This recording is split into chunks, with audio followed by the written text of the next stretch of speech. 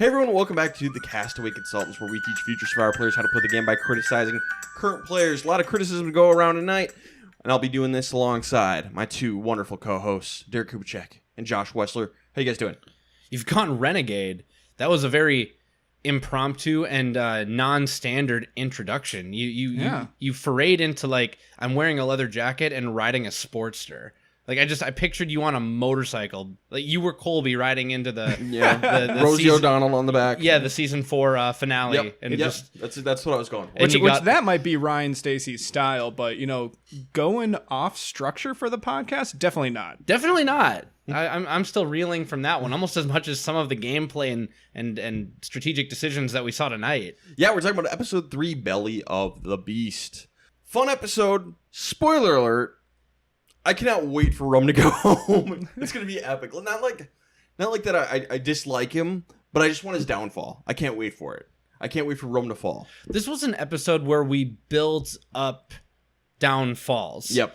I'm feeling a lot better about a few of the people that I put on my stick a fork in them list last week, and I mean, it was a good episode of Survivor in terms of entertainment. But I mean, I'm ready to get into spoilers after Josh gives his sentiment because there's not much else to say. It was almost a standard episode. Yeah, very standard episode. I thought it could have gone a couple of different ways, which is always good to be guessing going into a vote. Although it was pretty obvious that it was just one of two people. Yeah. And also this was the second straight week where I predicted the tribe that was going to tribal council accurately, just purely based off of Survivor's editing. So maybe they're getting a little obvious with that, or maybe I just got lucky. Who knows? But yeah, overall, I enjoyed this episode. Yeah, big boot tonight. Again, spoiler alert, Asia goes home here. I know the RHAP community is mourning tonight. They lost one of their own. So that sucks for them. I'll say it was self-inflicted. It was. So we can't all be good Survivor players here. So now, when one of us gets on Survivor, all we have to do is do better than 16th place. And we will be the superior podcast representation on Survivor at that point. Yeah. I'm not saying that we're a better podcast. I'm just saying the world's best Survivor player might be a host on this podcast. Jeff. Mm-hmm. Very true. Very true. Can't know until we're there. Only one way to find out. I know we had a commenter say none of us are ever destined to be cast, but Jeff, I know you're a big fan of our podcast. I know it. Cast me. Well, should we jump into this episode? Yes. All right. But I guess we should also address, we'll address it more later, but Derek loses his winner pick tonight. I do. Yep. He'll have to pick a new one. Yep. Early out for Derek. We don't see that very often with our winner pick, so it's I think I had a pretty early out recently, but whatever. I think this is my first pre-merge loss in a while, so it was bound to happen eventually, and I went into that pick knowing that it was going to be Teeny or Asia. And I went with Asia. I think Ryan went with Teeny. Yep. So congratulations on your win this season. But I'm excited to land on somebody new. It means that I get a couple episodes to really digest it. But still, where if I pick someone now and it's right, it's pretty cool because it's early in the season. Now I lost. I get it. I lost. Yep. But still might be fun to do something early. Yeah. You could still get the winner now, but if Josh or I do it, it's more impressive. It is. It's more impressive. It truly is. I also really appreciate that we're each other's number ones, like in the actual in the actual game alliance. As a reminder, I have Teeny, Josh has Keyshawn. We're working together. We took down Derek. Ha ha. Oh, y'all. Well, okay. In fairness, our wagons were hitched, and I decided to take a hammer and completely sever the connection. If you've ever seen the movie Anastasia, they like freeze it and then they break the train car away. I did that. Wow. I forgot about that, but yeah, that does happen. You just remind you I just had a flashback to that movie. I haven't seen that movie in 20 years. Or I broke you guys away, you survived, and I fell off the bridge. That's just, that's the way it happened. As you mentioned, this was largely self-inflicted. We saw it with John. We saw it with Asia. They're a TK. little with TK. Honestly, this is a great first 3 boots. First person on each tribe. There was a very good reason that all of them went home. Yep. They may not have been the best choice, but they were still a good reason. Yes, that's I think there's a lot of lessons, just especially in the pre-merge. I mean, Derek especially likes to talk about just chameleon, be in the background, just survive through with good relationships until the merge, and then you can really you can flex your muscles, be a little bit more aggressive, stand out to actually win the game. You also have to just get out of your own way. Yep. And don't let your friendship of 5 days tank your own game. He's my best friend I've ever had in my life. You've known him for 5 days. Vote him out. I need him in this game. No. You don't. No. You absolutely do not. Are you really going to pay for those plane tickets to keep that friendship up? I don't think so. I'm assuming you have friends at home. If you don't have any friends, okay, maybe. But, find friends at home. So let's start around Tuku. Gabe is going to tell us that he played his idol because of how many people went home with idols in their pocket in 46. Fair. I thought we talked about the fact that they left during the middle of 46. And they may have, but there was still a lot of... So maybe it was worse than he even knew. Yeah, he got back like, oh my god, there's even more people who went home with idols in their pocket. I don't know exactly when that lined up, like how much of 46 they saw. But yeah, so that's why Gabe played his idol. Don't blame him. No. I still think it's the right move. And Sue wants Kyle out next. However, Gabe doesn't want to take out Kyle next. Gabe wants Kyle to stay because he thinks he'll be loyal. So he tells Kyle he wants to take out Tiana next. Kyle doesn't like that because that is his closest ally, is Tiana. So he's going to go to her, Carolyn, and Sue and basically try and throw Gabe under the bus, being like, hey, Gabe wants to use you guys as goats. Come with me. Let's do something. Let's take Gabe out. And Sue is just kind of irritated that Kyle has the audacity to try and change up the game. Sue really wants Kyle out. She's got a chip on her shoulder about it. And by the way, there's two ways to think about this. You can look at this as bad on Kyle because, Kyle, you need to understand perception is reality. You are now on the bottom, and anything that you try to do, especially before the next immunity challenge when something might need to be done, is going to be seen strictly as desperation play from the bottom. If I was in Sue or Caroline's position, I would hear those words and most likely chalk them up as someone who is desperate, especially if that social connection just is not there. And if it's not there, that's bad social gameplay by him. Because remember, if you're going to be bad socially from the top. Yes. Be bad socially on the winning side of the alliance. Like someone else we're going to see today. And the other part is, Kyle, you were the only one on the wrong side of the vote. If Gabe is coming to you with an option to go with Tiana, whether or not that's just a deflection to keep you from playing Shot in the Dark, you can angle that like it is real. And you've known Tiana for 5 days. Mm-hmm. Let her go. That was the bigger issue that I had with this, is it was almost a bit reckless by Kyle. You have someone who's giving you a lifeline when you were the only person on the outside of the vote here. We've seen it plenty of times in past seasons where this exact thing happens. That person wants to take this lifeline and twist it back on the other person by going and talking with people like Sue and Caroline.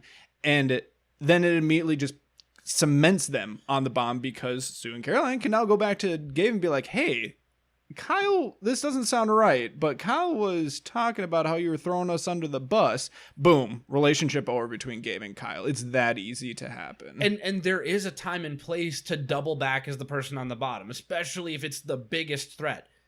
Pre-merge? Come on. This is some pre-merge before nonsense. You lose the challenge? Yeah. Not great for Kyle. Almost seems a little too nice for Survivor. It's kind of the vibe I'm getting. It's possible. Over on Gata, the shelter is not very good, according to Annika and Rachel, so they want to fix it. Sam wants to focus on food, but he goes along with fixing the shelter. But he's getting really irritated because Annika's pretty bossy about how to fix things, project manager type. Sam is getting pretty fed up with her. I get it. I would also be getting fed up with her. But Andy can sense the tension, so he's like, oh, I got an opportunity here. So he wants to get with Sam and Sierra and take out Annika next. So he's going to go over and talk to Sierra, try and bond with her, and even offers like, hey, so you can trust me and I will give you my shot in the dark so that way I can't play it and I will vote with you. Which, for someone who isn't as bad a spot as Andy, I like this because it does make Sierra trust him more. And the shot in the dark is a shot in the dark. I think you're almost better off leveraging that if you can, as opposed to playing it just because it's such a shot in the dark. The best time to play Shot in the Dark is when you are the big threat and you're just praying for time. I think that's the best time to truly play Shot in the Dark, is Shot in the Dark. Other than that, I'm coming to realize it's better to curry favor with it. Yeah. hand it over like it's an idol or some other advantage, and then use it to build some trust and let people who have agency in the game use you as a number without the fear of that chance idol, chance immunity coming out. Yeah, this was great by Andy, and I think I feel more convinced than last week that this 3 could actually happen. I was concerned about how Andy would be able to hold up if they did lose a challenge, and we have yet to see that again. So a lot can happen, but it really feels like the 3 of them will likely stick together and take out one of Rachel or Annika. Maybe a little bit more importantly, I'm a little concerned about Sam, just because this instance of Andy being able to read the tension between Sam and Annika, but also something that's going to happen later on in the episode where people see Sam and Sierra as a potential duo. I think Sam does a really good job in one-on-one conversations, but maybe just over time, his actions might be a little obvious to people about how he feels or just kind of what he's trying to do. So I'm, short term, I'm not really too worried about him, but more so long term, being able to execute, especially when potentially they merge together, and something to pay attention to. Yeah. And by the way, on the topic of Sam and Sierra, we got confirmation that Sam is engaged back home and Sierra, I believe, is in a very serious relationship. Survivor Edit, what are you doing to us last week? Because I think even we made allusions. Well, I think that was intentional because I think it was too. Everyone else thought they were in like a showmance. So Survivor shows us all this stuff without the context of knowing these two are engaged or basically engaged, whatever it is. It puts us in the perspective of the other players. It does a good job of putting us in the same perspective as the other players, but these are real people, man.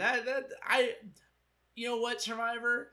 Not cool. That's not cool. I don't like it. I like Ryan's point. I like that they are putting us into the same viewpoint as what other people are seeing, especially other tribes, because it's from the outside looking in. We don't know much about these people other than what we're shown. I don't mind that, but what's nice about being in the audience of Survivor is that we are allowed to know more than them. So what you do is you show us the showmance and why people are thinking it. Cut to Sam. Oh, I'm engaged. Well, they did that this time. They did it this time. Yeah, we're only 3 episodes in. But we had to sit on this for a whole week. Made him sweat for a week. That's rude. That's rude. Maybe. Sam, I'm glad you got a chance to say, I love you, my fiance. I think her name was Anna. I don't know. Whatever it was, but I'm glad you got to do that because I was mad at Survivor editors. Over on Lavo, Rome catches some fish for his tribe. They're not huge fish, but they're fish. And he's kind of taking on everything himself. But he's also annoyed that people aren't helping him. It's like it's a little bit like trying to have his cake and eat it too, because he's annoyed people aren't making the fire for him and putting stuff in the pot. But he's just like, I'll do everything. He just kind of does it, and he's annoyed that people don't do it. You can ask for help, Rome. It's okay. Be like, hey, can someone get the pot ready? Can someone get the fire going? It's that easy. Like without passive aggressive comments about, oh man, this pot is so heavy. I wish I didn't have to do it on my own. Like, come on, man. Like. It's dumb. Not that hard. But he is driving everyone nuts and eats half the fish he caught for himself in front of everybody. If it wasn't for that idol, man, I feel like he'd be so gone. Now, I would like to add an asterisk just because he did tweet this out today during the episode, but he said that he did actually catch 7 fish and only eat 2. Okay. Now, that's still... The ratio doesn't work out. The math isn't mathing there. He still ate more fish than anyone else. But I don't think it was that egregious versus what we were shown. But why would the edit say that he caught 4? He might have caught 3 later on that day. Maybe, and that's possible. Yeah, that's kind of what I'm thinking. Remember, Twitter is not canon. True. Very true. Especially when it's straight from the fisherman's mouth. And I'm not saying that Rome is an unreliable narrator, but I am. But Rome also thinks that he could have played in the NBA. And could have been a rapper. And he thinks that he could possibly catch the most fish in one day in Survivor history, lest we forget that Ozzy exists. I'm not a rapper. I'm not a rapper. But I'm also saying that Rome is an unreliable narrator. He's a very unreliable narrator. Journey time. Boat's going to show up, but people are going on a journey. On Tuku, we get a rock draw between several people, and Kyle ends up getting sent. Great. Love Kyle going on this trip. I'm assuming he volunteered to do the rock draw. Excellent. Kyle should go. He's in the worst spot. Annika's going to volunteer for Agata, and I don't think she realizes she's in a bad spot, but she is. And so I think she inadvertently made a good move. Yeah, and this goes back to basically the exact same thing I had said last week, where I'm not going to give her credit for doing the right thing, but not knowing that that's why she should be doing it. Unless obviously there could be more we're not seeing. And then Rome's going to win a game of rock, paper, scissors against Soul. And Rome's going to go. And yeah, he needs everything he can get because everyone hates him. And yet he thinks that he's doing great. Yep.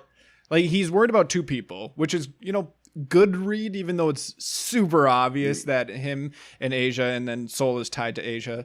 He makes it very clear that they don't really get along. They haven't really had much strategy talk whatsoever. But he still thinks he's in the majority right now. And he is right. Yeah.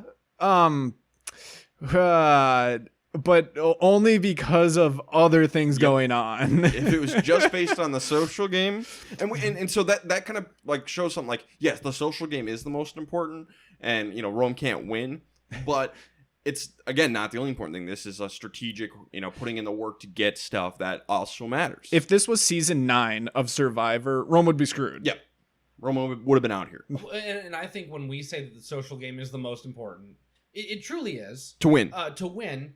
And to go far in the game and have a chance at winning. But oftentimes today, what have you done for me lately? The strategic game takes over. And if Rome is annoying the crap out of everybody, but has a fairly public idol and soon to be a fairly public advantage, and you don't want to be the one to get knocked out in the pre-merge, part of the Derek chameleon strategy, or just, the chameleon strategy in general, would be yeah, let the guy with the hardware make a lot of noise, and we'll just follow him, and we'll cut his throat when we just don't want him anymore. Or take him to the end. There's plenty. There's the Meat Shield, and there's the Rome Shield Alliance. We'll call it the Phalanx. I get it. That was dumb. Weird. I get it. It was pretty funny. It was more intelligent than funny. It's something that I thought it just sounded weird. Would have said. Yeah, sure. Yeah. But yeah, so they get to Mystery Adventure Island, and Rome finds out TK is gone, and he's like, man, I'm glad that guy's gone. He was just so arrogant.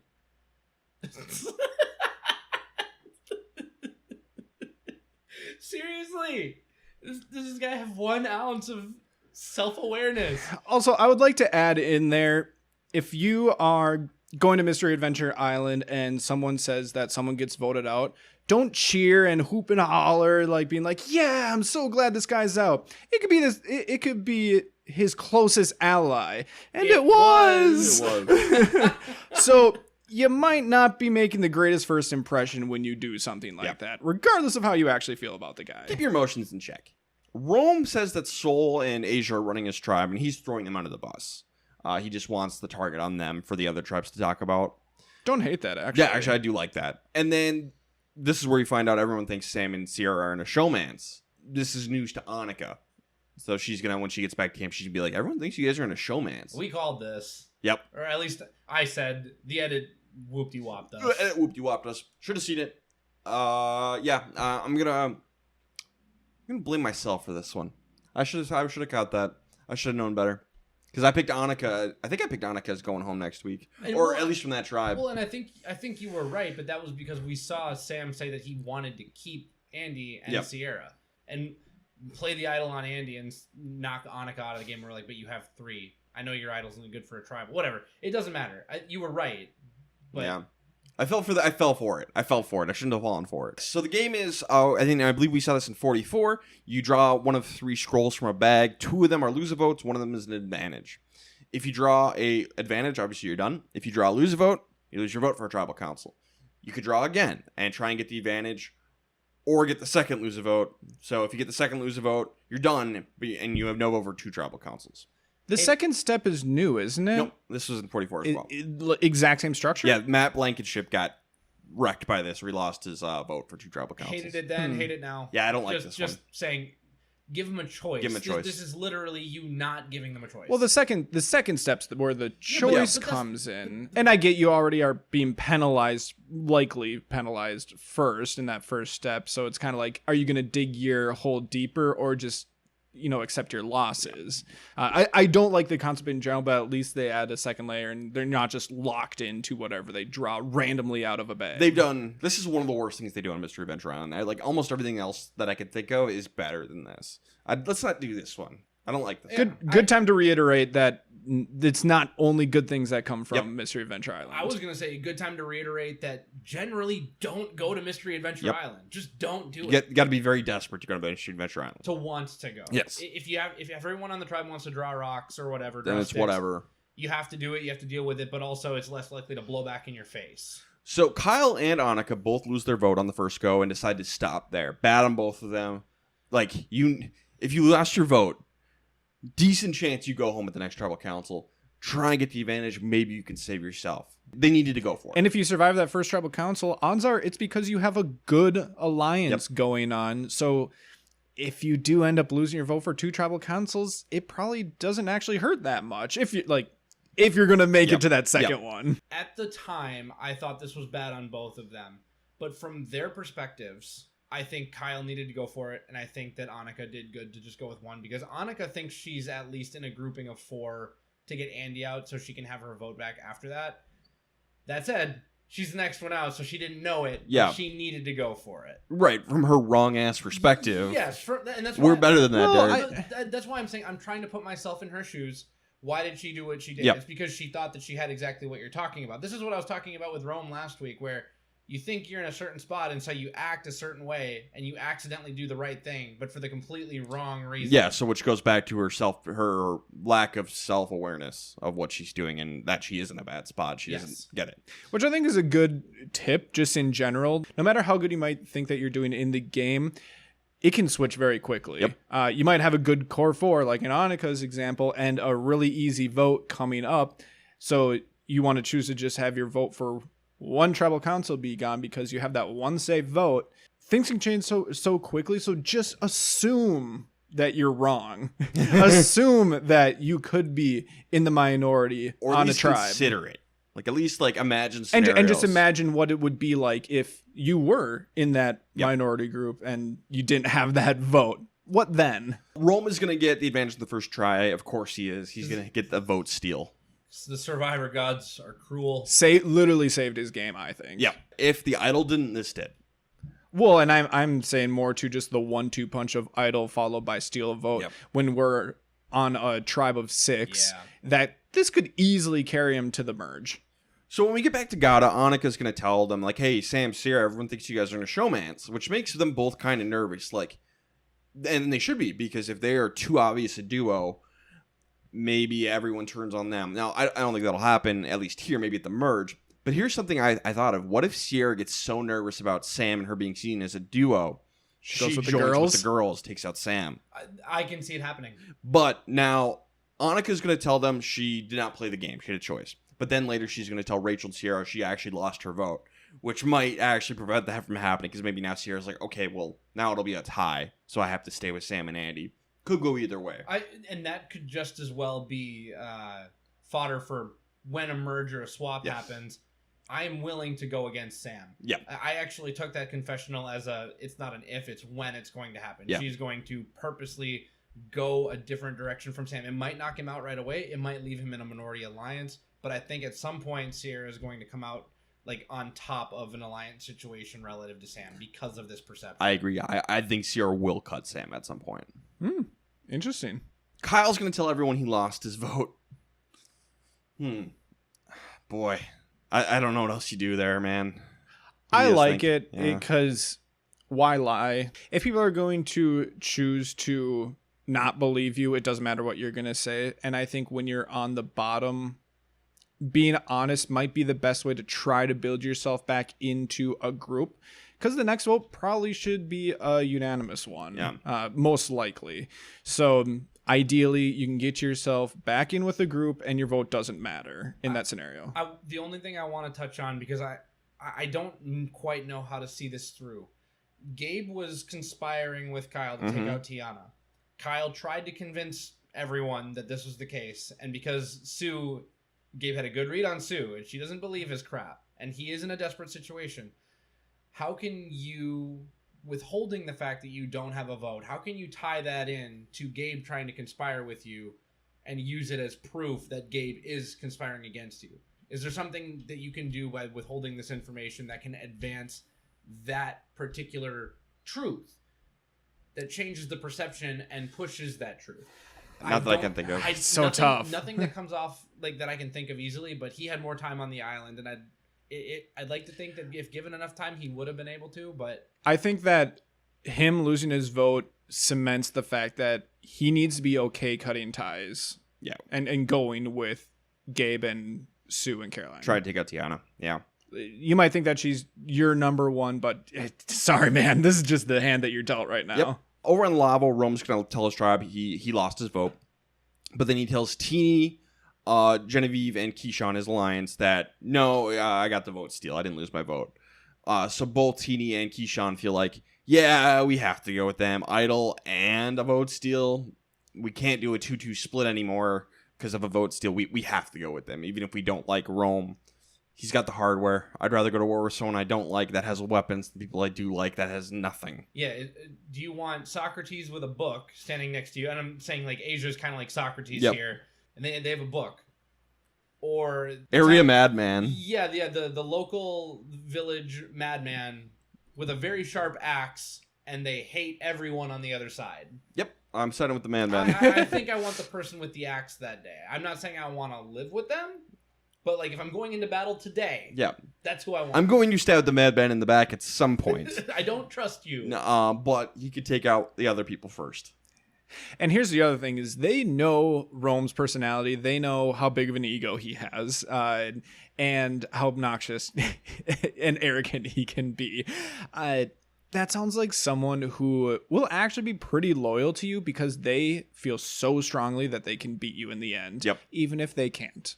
Mm-hmm. Which I'm a little bit, actually, saying that, I'm a little worried that we're not actually going to get a downfall of Rome and that Rome could go to the end. And because have a downfall. Well, essentially, instead of it being like, Rome has a downfall because he misplaced an idol or advantage or whatever, and he goes out sometime whenever in the next few votes. Instead, we could be in for just a dunking of Rome week after week after week, all the way through until final tribal council. Which would also be fun. Which I'm okay with. This sounds great. He says he can play in the NBA, and he gets dunked on every week for the entire season. A no-vote finalist would be the funniest outcome. He seems like a good guy. Yeah. But my goodness, it would be funny. But Sol does not believe that Rome lost his vote, notably. We're going to go to the immunity challenge. Gada's going to have a really nice comeback because Rachel and Annika just nailed the puzzle. Genevieve looking for advantages. Yeah, we get Genevieve looking for advantages. I love that. Where are you? But Gada wins. Tuku gets second. Lavo gets kind of crushed because both Keyshawn and Teeny are bad on the balance beam and fall off a couple of times. And they fall back far enough that they can't catch back up. So Lavo is going to tribal council for the first time. And the targets are Sol and Asia. Asia's going to suggest, like, hey, let's take out Genevieve. It's the safe option. And Teeny agrees at first, but it's not going to happen. Side note, real quickly before we get into this, is this the first time in the new era that we've had each tribe go to tribal council in the like consecutively in the first 3 episodes? No, 44 we did. Really? Yep. We've just talked so much about, people getting behind and then punitive challenge. Yeah. Yep.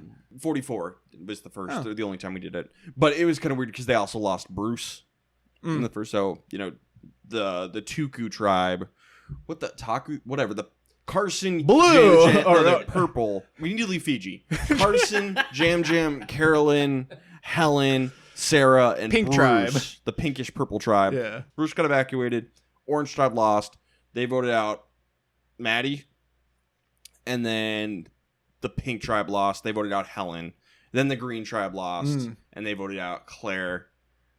Yeah, so Bruce is in there, though. God, I wish I had your memory about that. Well, remember, he's got spreadsheets for this stuff. And by the way, the YouTube audience will have a treat for that because just watching Ryan the gears. I feel like I can see the cogs turning.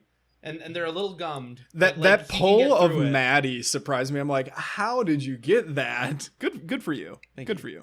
He has his moments. Yeah, that brings something to the table. This is why we invite Ryan to the podcast. Asia or Sol. At first, they think maybe we should get rid of Sol because he's more likely to find the idol. Which that's how Teeny sells it to Rome, which is exactly the right way to sell it to Rome. Yeah. But they really feel that way because they've got a strong social bond with Asia. Teeny and Keyshawn want to save Asia because they like her more, and get rid of Sol. But like that, I can't believe Rome buys that. Like Sol's gonna look for the idol really hard, and Asia's not. Well, no, what you do is you if you're a teeny and you're trying to sell it that way, you say, Soul, all he really brings to the tribe is the physical aspect, the strength, and you are our best challenge performer. Exactly. Exactly right. So that's exactly It's right. like, I could have played basketball. So like if we can work better with Asia going forward, we can vote out Soul because we already have what we need. Yep. It's so stupid that it will actually work. Yep. It's not stupid. It's called knowing your audience. You Jean Robert the crap out of them. Yep. So that's the plan. And they agree we'll bring Asia in to vote out Soul just so we don't burn her. And so Teeny and Keyshawn, they're going to go tell Asia, like, hey, it's Soul. Vote for Soul. And Asia refuses. She's not going to do it. She wants Genevieve to go. Which I really appreciate that we got this full conversation and the way that they approached it. I think they did absolutely the best job that they could in order to try to convince her without making it seem like, hey, we'd rather go with this alliance, so we're kind of just dragging you along. It was so much more of, hey, we'd much rather it be the three of us. We just kind of have to hitch our wagon to Rome. They have an idol. Are you joining in? Come with us. Here's your choice. And she doesn't take it. She doesn't want to go to Soul. She wants to go to Genevieve. And this is why she loses. I feel like I'm often the person to say, in order to stay consistent with what we've said on this podcast before, because literally last episode we were talking about how we like Gabe standing on business. And, you know, a while ago, Derek was right when he was saying, sometimes you have to be willing to go to rocks early. I don't know what standing on business means. It just means, like, I'm not moving. I refuse to move my position. I will die on this. It's dying on this hill. Okay. It's just another way of saying dying on this hill. So basically what Asia is saying, like, Genevieve has to go because we need to weaken Rome's position. Where this differs from Gabe's situation with Sue and Caroline last week is that Rome is loaded with hardware and lines have not been drawn on Lavu yet. Yep. Once you're fed into that information, you need to be able to put yourself in the shoes of people like Teeny and Keyshawn, who are a little bit more caught in the middle of this situation. They have absolutely no reason to force a tie with you, because I believe we have a question out about a 2-2-2 vote. Why didn't they do that 2-2-2? Thank you for that question, Brandon. The reason is there's no reason for them to do it. There's no incentive other than just trying to weaken Rome, and Rome can't win the game. What? Well, and even if you did, he's got the vote steal. If he plays it, your plan is shot. Well, and basically it would be you'd have to have something communicated where, okay, if you get to the point where the votes start happening, cool, the 2-2-2 plan is on. If he plays it, then cool, plan B. Now, that's almost just too complicated for a first vote for a tribe that hasn't gone to tribal council. Like you said, no lines have been drawn. I think you just want to have a strong 4 going forward. Hopefully that can be a strong 5, but that's up to that person. Right. And what I'm saying is the reason you don't go 2-2-2, and the reason what you're talking about, like the vote steal, if you convince Rome that you're going with him, he's not going to play his vote steal in the first round of voting. He has to play his idol tonight. Yep. But if he plays the idol and the vote steal, it doesn't matter. Yes, then you're in trouble if he does both. But if he just does one and he wants to save the advantage for later, the 2-2-2 could in theory work. It could in theory work, but it's the first tribal council. The way they do it is the only way they possibly move forward with any semblance of a 5. Yeah. And that is why they did it. So, yeah, a bad move to go with the 2-2-2. Asia's not going to go on board, so Keyshawn and Teeny are like, well, do we even need to save her now? She's not really willing to play ball. Does it matter? She made the decision for them. Yep. Yeah. Which is surprising that she had vocalized that to them. You know, even if she really didn't want to do it, you know, don't say that to their face. You're still going to be on the losing side. So, it's just a bad move. You can overall. talk about it, but eventually you have to accept, like, you can't save yourself and Soul. Cut Soul. Yeah, well, Push back once. You always get once. Be like, is there any way that we can do Genevieve? Like, let's think this through. Yep. If you can't come to something in that conversation, by the end of it, you can't let them leave that conversation knowing that you're against their plan. What makes it unforgivable, in my opinion, or what makes Asia's downfall her own fault, they told her that Rome showed them his idol.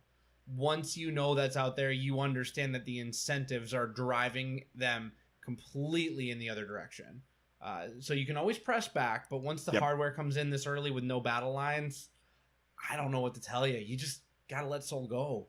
So we're going to go to Tribal Council. Rome's going to play his idol because it's the only time he can play it. It's going to be 3 votes for Asia, 1 Sol, 1 Rome, 1 Genevieve. So Asia and Sol split their votes. They wanted to do the whole split, the 2-2-2 assumedly, between Rome and Genevieve. And the majority voted for Asia, and then Teeny threw their vote on Sol, just in probably case of shot in the dark or something like that. So Asia goes home. I'm going to say it's the right move. I agree. If Asia is not willing to play ball because you do like her more, you think you can work with her until you can't, then who do you get rid of? If it's a draw, like we can work with both of them about the same amount. Asia is weaker in challenges than Sol. And I actually think that it's a pretty obvious decision. They had the right move the entire time. Yeah. The entire time, because Sol was the right move until Asia gave you that information that she wasn't willing to work with you to get him out. That changes it and changes who the right person is for me. I agree. No notes. What did Twitter have to say? Wait, I'm going to call it. Twitter does not like this move. I'm going to make that bold take. I agree. You know, it's actually not as lopsided as I was expecting. 62% of people said that, no, the right person did not go home. Yeah, I'm sure they all wanted Rome to go home. Or just not Asia. Yeah, just they not didn't Asia. Want Asia to go home. Yeah. Okay. Let's get into best and worst player of the episode. Let's do it. For best player of the episode, I hate to do it, but I'm going to give it to Rome. His social game is terrible, but he did a lot right in this episode.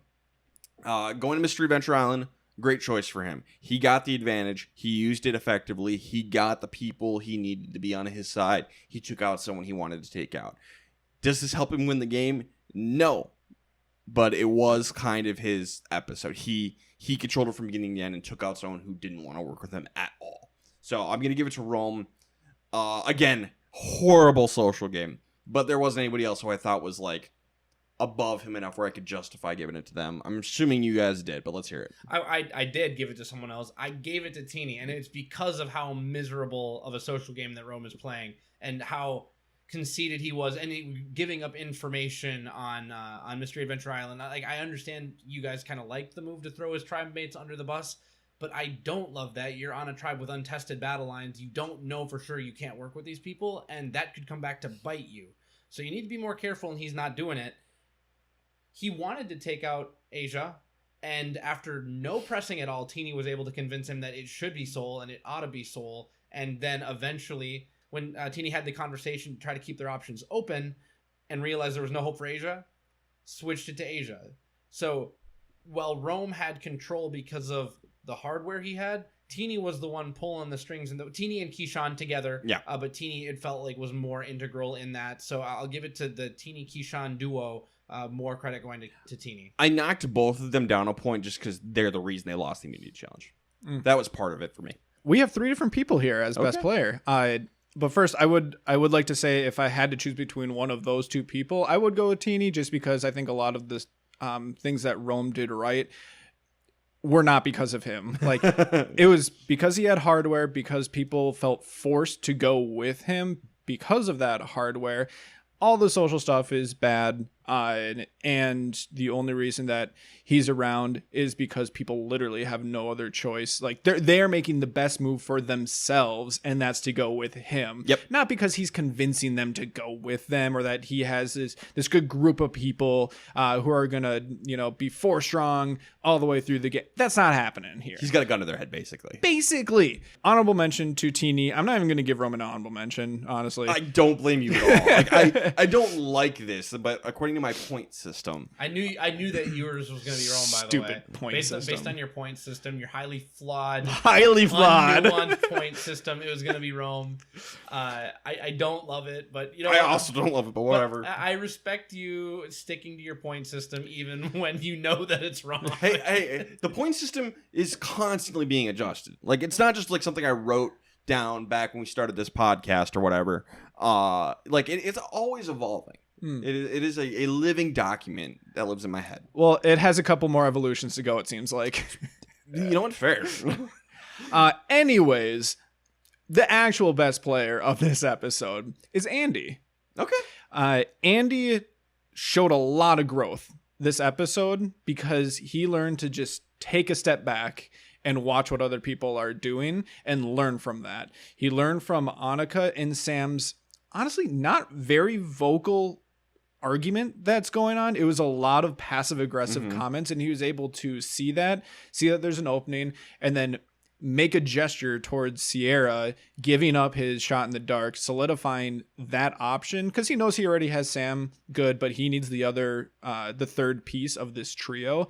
And, compared to last episode, I do actually think that this is going to be the three going forward. Okay. Last episode, I was talking about the fact that I thought that the two duos were going to stick together. I don't think that anymore. And that's because of what I saw from Andy in this episode. Okay. Weirdly enough, I had Andy as my honorable mention, but I didn't like that in the pre-challenge scheming, which we very rarely get, and we didn't talk about it. He said, I honestly think I'm going to be good at like all of this, so I'm going to go. And then bro couldn't get across the balance beam. So I was just like, not a good look if you're going to do the hero portion of the challenge and you don't do great. It's splitting hairs. I do think he had a very good episode. Because it didn't end up mattering because they won. They won. They got first place, I think. Yep.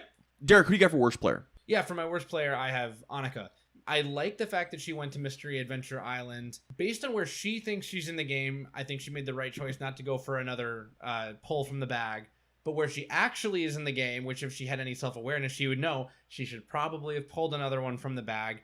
She's annoying everyone on her tribe. And it's at the point where, again, Andy, who should have been gone and still can't win the game, is going to survive longer than her because she can't stop being tribe coach. Project manager. The project manager. The tribe dad, right? Like, she can't stop doing it. So I gave it to Annika for everything and all of those reasons. I also had Annika. All those reasons, one other little thing to add in here, just to kind of back up the fact that she thinks that she's in a different spot than what she actually is. She thinks that she's in the majority, and the next vote is going to be a nice, easy vote of Andy. So when she gets back, she shows the two other girls on the tribe, here you go. Here's the real story of what ended up happening. I think that it would have made a lot more sense to go to one closest ally and talk about that, or don't tell anyone at all. That's good. That's basically public information now. Yeah. I also had Annika, same reasons. Let's get into who's going next. Josh, start us off over on the Gata tribe. Who's going next? It's Annika. Agreed. I think it'd be a little more up in the air if Annika hadn't lost her vote. I think there could have been something else done, but the fact that she doesn't ever vote, I think she's done. Yeah, and I mean, this is actually, I said it very casually, but this is actually a change from last week when I still thought that Andy was going to be going home. I think he can hang on. Yeah. I think that there's enough other motivation going on from Sam and Sierra that even if there's a little bit of anxiety or being unsure from Andy's perspective, I think that they'll be okay at least kind of just working with it going forward, it seems like. Over on Lavo, I think it's going to be Soul next, just because Rome still has the vote steal, which would prevent, if he uses it, it would prevent any sort of rebellion against him based on just logic. Obviously it's Rome and anything crazy could happen, but I'm going to go straight forward here, and I think Soul's next. Let's see. There's 5 left. Because originally I had written down Soul, but if someone else finds that idol... Sure, yes, I think of course. I think they will just completely ignore the steal a vote and vote Rome out. I'm gonna change my vote. I'm gonna say that Rome is gonna go next on Lavo because there are 5 people and only one of them is Rome, and I'm gonna chance that one of the other 4 is going to find the new idol first. Easy vote Soul, so it's probably not going to be Soul. This is the exact type of situation where they decide that they can get Rome because he has this steal a vote and he feels really safe in his group of 4. So I guess the decision is, does this group of 4 stick together and want to roll through the merge with it? The way that I'm balancing it, I think they do. I think they stick together because, they made their bed, they're laying in it, we're committing here. If Soul would have been the one to go this week, that might be a different answer. Yeah.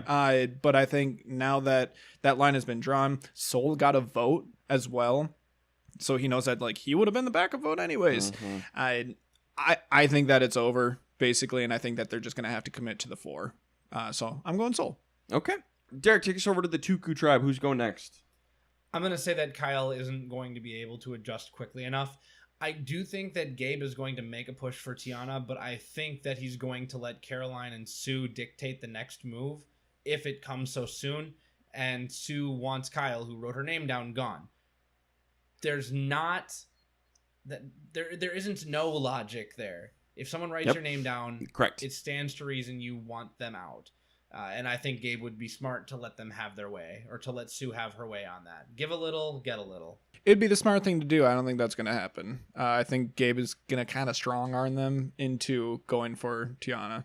Kyle doesn't have a vote, so it is really just up to the three of them. And I think since he doesn't have a vote, I think it just makes it easy to envision him sticking around. Gabe already brought Kyle to the side about getting her out, so I think it's going to be her. I can see Tiana going next. I mean, I could see Tiana going next. I could see Gabe going next if he tries to strong arm, two arm, but I'm just going to go with Kyle because he doesn't have a vote, and he doesn't seem very good at this game. So I'm just going to say Kyle. Easy vote. All right, let's get into who can't win. We'll check in again. I had Rome last week. You both had Andy still, correct? That's where we're at. Okay, yep. Josh, kick us off. I'm switching. All right, Josh. I'm switching to Rome. I gave Ryan crap about switching immediately to Rome last week. I stand behind that. I do stand behind that. That was too quick. Much like what Andy said in this episode, I just need a little more data. Okay. I need more data to work with, and I got it on both sides. I got a little bit of positive from Andy, and I got a little negative from Rome. They both work together, and now Rome is the person who cannot win this game. My best player of the episode continues to be the person who can't win. It's Rome. I'm keeping it on Andy. And it's because the people who are still in the game are still the people who saw him have the public freak out, and the people on his tribe who still don't know if they can trust him. Yes, he built some trust with Sierra by offering his shot in the dark and working with them short term, but they're willing to work with him short term because they know he's not a threat to win. So I'm sticking with Andy. I know it might be boring, but I think that public freak out, public meltdown, along with the fact that his tribe doesn't take him seriously, they just use him as a number, I haven't seen enough to move it. Okay. At least Rome strong-armed people into being in an alliance with him short term. Fair. All right, let's get into the survivor pool. Last week, or coming in, for this episode, Josh, you and I both had Sam. Correct. And Derek, you had Rome. Gabe? He had Rome. I did Rome. Okay, you had Rome. Yeah. So, we all make it through again. And I believe all the people who have written into us in the Survivor Pool all made it through as well. Yep. All of our listeners, no one got voted out. Also, thanks again for following up and giving us your winner picks. And we'll give you a shout out when you're wrong. Pool. So, if you want to play along, that's great. And when you get it wrong, we will shout you out. Absolutely. So, I'll go first with the Survivor Pool. So, I've used Rome and Sam up. Those were the two out of idols. So now there isn't anyone left with an idol or an advantage that I can pick. So I'm just going to pick the person I think is the safest, which is my winner pick. I'm going to pick Teeny. Well, I'm going to pick Sam because Sam has an idol and he has to use it. So I'm just doing the safe thing at the beginning here because there is still so much up in the air on this season. Okay. I'm going very bold here just because I'm making a lot of assumptions about how people are going to act going forward in this game.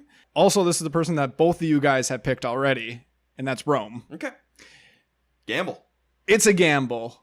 He could be targeted because of his steal a vote, and they could pull a fast one on him just to knock that out of the game. I'm really relying on the fact that they know that they can beat him in the end, and they are hitching the wagon here to this foursome. Go Rome.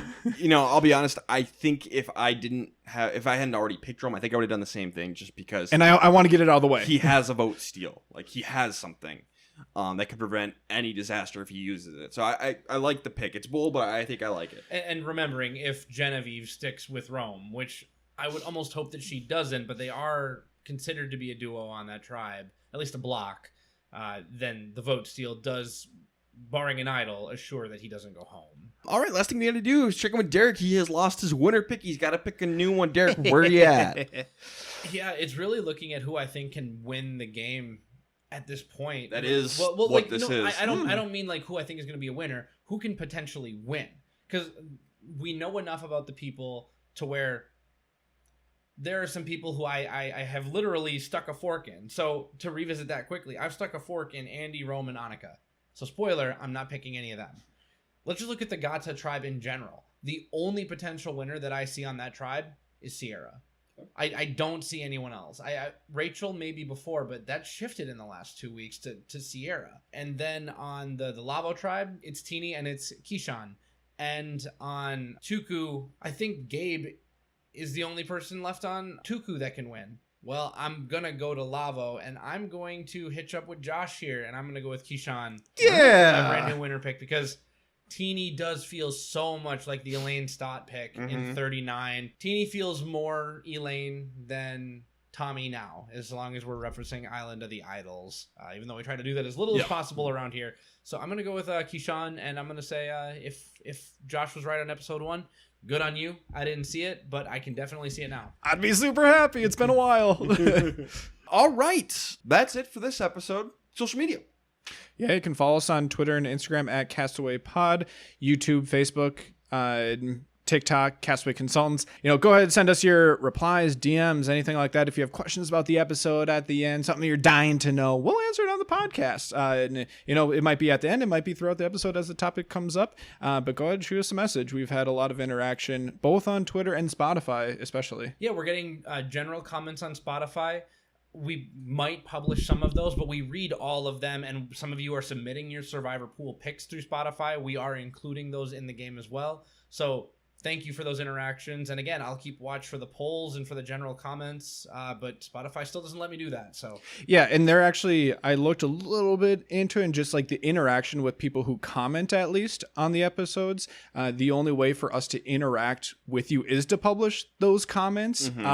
So I'm just going to say, like, if you do comment on there, hopefully be okay with us publishing that so you can see it on the episode, just because we like to interact with you. So as always, it might end up being public on our page. Is there anything else, guys, on that note? Not tonight. No, I don't think so. All right, exciting times. Hopefully Keyshawn goes next, and I'll win the whole thing. I actually don't want Keyshawn to go next. I like Keyshawn. All right, this has been the Castaway Consultants. Got nothing else for you. Good night.